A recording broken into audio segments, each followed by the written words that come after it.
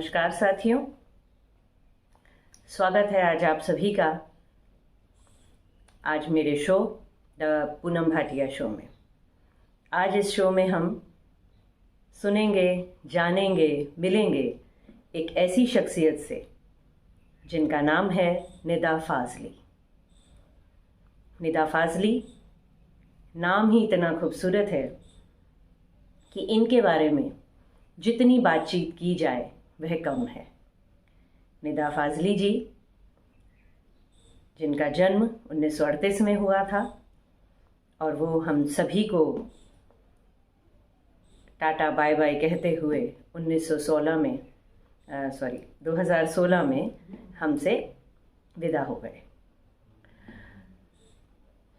एक ऐसी शख्सियत जिनका नाम साहित्य की दुनिया में बहुत अदब से लिया जाता है। निदा फ़ाज़ली बहुत अच्छे लेखक, रचनाकार, कवि थे। उनकी नज़्म, उनकी गज़लें, उनके दोहे, उनकी लिखी कविताएं बहुत प्रचलित रहीं।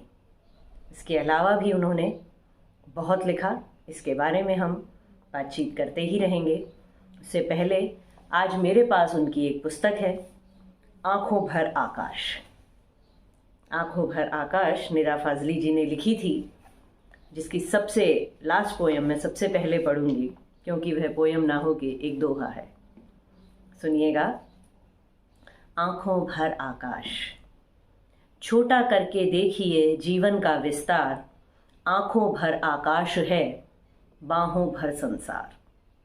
फिर से सुनाती हूँ।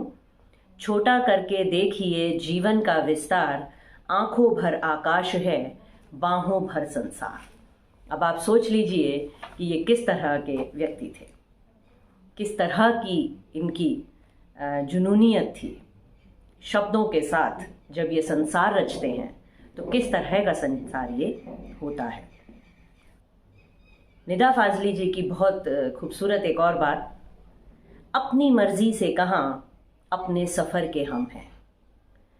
अपनी मर्जी से कहाँ अपने सफ़र के हम हैं, रुख हवाओं का जिधर का है उधर के हम हैं। इनके शब्द इतने खूबसूरत होते हैं कि ये अंदर ही उतरते चले जाते हैं। सुनते हैं उनकी एक नज़्म, बस का सफ़र। मैं चाहता हूँ ये चौकोर धूप का टुकड़ा उलझ रहा है जो बालों में, इसको सुलझा दो। ये दाएं बाजू पर नन्ही सी एक कली सा निशान, जो अब की बार दुपट्टा उड़े तो सहला दो। खुली किताब को हाथों से छीन कर रख दूं, ये फाख्ताओं से दो पांव गोद में भर लूं। कभी कभी तो सफ़र ऐसे रास आते हैं, जरा सी देर में 2 घंटे बीत जाते हैं। मैं चाहता हूँ ये चौकोर धूप का टुकड़ा उलझ रहा है जो बालों में, इसको सुलझा दो। ये इन्हीं की एक नज़्म है, बस का सफ़र। इसके अलावा एक और नज़्म मैं सुनाती हूँ आपको, एक बात। उसने अपना पैर खुजाया, अंगूठी के नग को देखा, उठकर खाली जग को देखा, चुटकी से एक तिनका तोड़ा, चारपाई का बान मरोड़ा, भरे पूरे घर के आंगन में कभी कभी वह बात जो लब तक आते आते खो जाती है, कितनी सुंदर हो जाती है। यह नज़्म थी इनकी एक बात। मैं पढ़ रही हूँ अभी आँखों भर आकाश, निदा फ़ाज़ली जी का। इन्होंने कौमी एकता पर लिखा। इन्होंने धर्म, स्त्री, सांप्रदायिकता, ऐसे मुद्दों को भी इन्होंने अपनी नज़मों में, गज़लों में जगह दी। अभी हम एक कौमी एकता पर सुनते हैं इनकी नज़्म। वो तवायफ कई मर्दों को पहचानती है, वो तवायफ कई मर्दों को पहचानती है, शायद इसलिए दुनिया को ज़्यादा जानती है।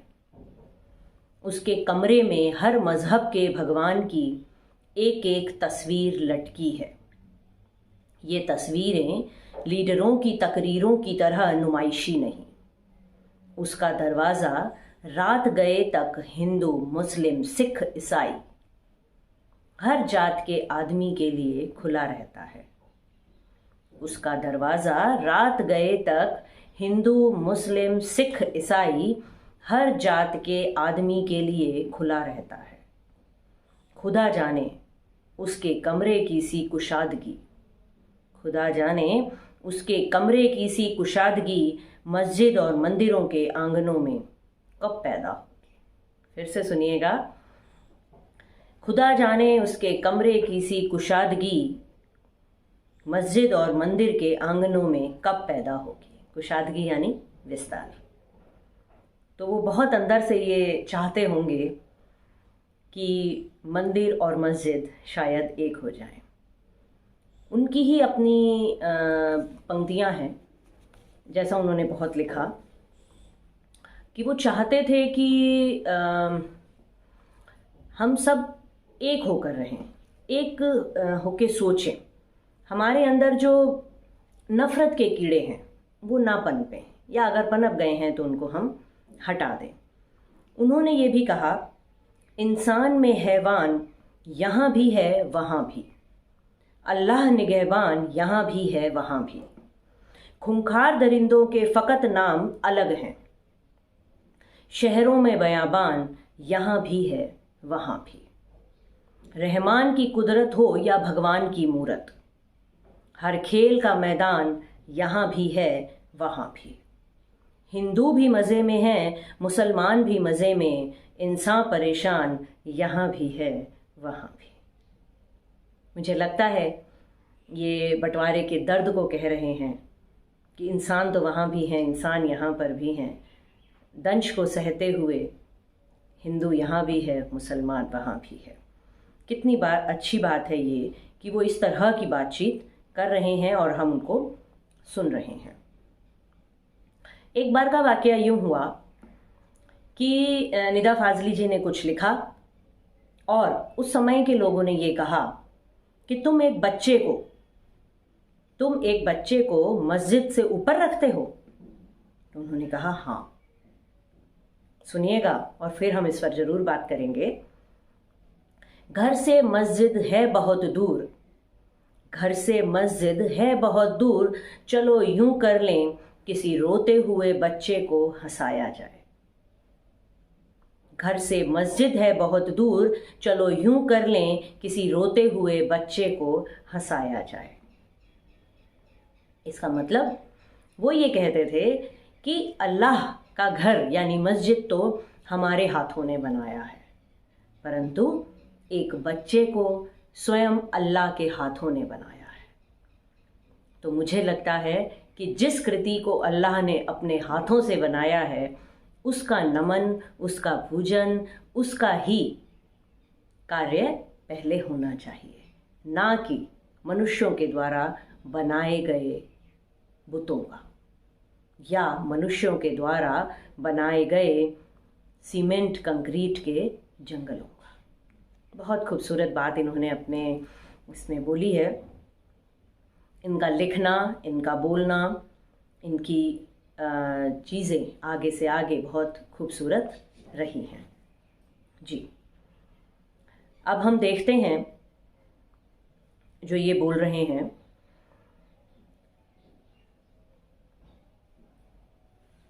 वो किसी एक मर्द के साथ ज़्यादा दिन नहीं रह सकती, ये उसकी कमज़ोरी नहीं सच्चाई है, लेकिन जितने दिन वो जिसके साथ रहती है उसके साथ बेवफाई नहीं करती। उसे लोग भले ही कुछ कहें, मगर किसी एक घर में ज़िंदगी भर झूठ बोलने से अलग अलग मकानों में सच्चाइयाँ बिखेरना ज़्यादा बेहतर है। किसी एक घर में ज़िंदगी भर झूठ बोलने से अलग अलग मकानों में सच्चाइयाँ बिखेरना ज़्यादा बेहतर है। इस शेर को पढ़ने के बाद तो कहते हैं बहुत बवाल हो गया था कि उनको महफिल अधूरी छोड़कर ही जाना पड़ा। और उन्होंने ये बात बोल दी, सभी ने उनके लिए पहले तो, कि ये इस्लाम के चेहरे को बदल रहा है, ये बेकार बात बोलते हैं।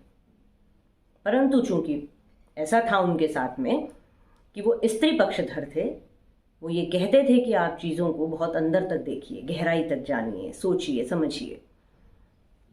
तो ऐसे में उनकी एक बात बहुत अच्छी लगी, जो उन्होंने अपनी एक पिक्चर आहिस्ता आहिस्ता में भी अपनी गज़ल लिखी उन्होंने, कि कभी किसी को मुकम्मल जहां नहीं मिलता, किसी को ज़मीन तो किसी को आसमां नहीं मिलता। चलिए एक और हम बहुत सुंदर उनकी नज़्म पढ़ते हैं, खेल, सुनिएगा।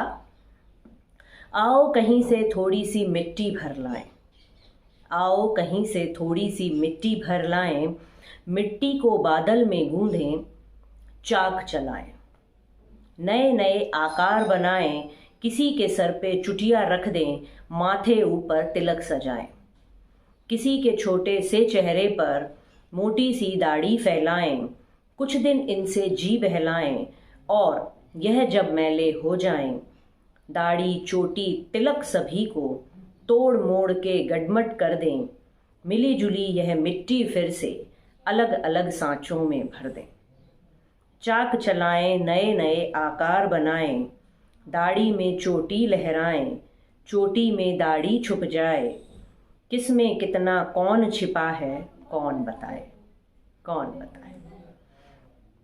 ये खेल, ये एक ऐसी नज़्म है जिसको अगर आप सोचें थोड़ा सा भी अंदर जाके, तो आपको खुद को लगेगा कि सच में ये खेल हो सकता है, कि हम सब मिट्टी के बने हुए हैं, मिट्टी में ही समाहित होना है, और फिर भी हम न जाने कितनी चीज़ों को अपने साथ समाहित कर लिए होते हैं और अपने साथ ही आगे बढ़ते रहते हैं।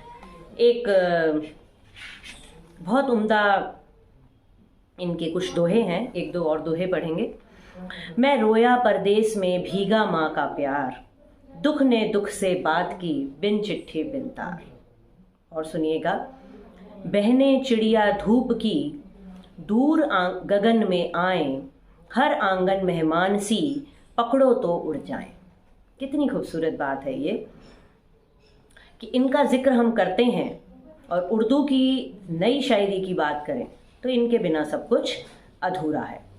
गज़ल की जान हो, इनकी शिल्प कला बहुत आगे तक जाती है। बहुत ही खूबसूरत ये लिखते रहे हैं हमेशा।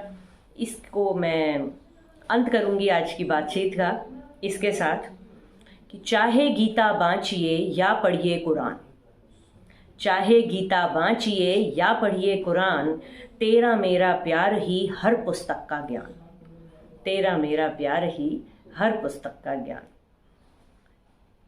तो पोथी चढ़ चढ़ जग पढ़ पढ़ जग मुआ, पंडित भया न कोय, ढाई आखर प्रेम का पढ़े सो पंडित होए। तो अब आप सोच लीजिए कि कितनी खूबसूरत बात हमारे इन लेखकों ने, रचनाकारों ने, शायरों ने लिखी है। हमारे चेहरे पर मुस्कान लाने के लिए इन्होंने हमेशा कोशिश की है कि हम प्रेम के सागर में गोते लगाएं, प्रेमी बनकर रहें, नफ़रतों के संसार में प्रेम का एक दिया तो हो। यानी कि हमें कहीं पर भी नफ़रतों की ज़रूरत नहीं है, सांप्रदायिकता की ज़रूरत नहीं है। हम सब आगे बढ़ें, एक साथ चलें, और जो कदम चलें वो प्रेम वाले हों, विभाजन या बंटवारे वाले नहीं हो। आज हम सब मिले निदा फ़ाज़ली जी से, निदा फ़ाज़ली जी से या ऐसे ही किसी अन्य शायर के साथ फिर से हम मिलेंगे। नमस्कार, धन्यवाद।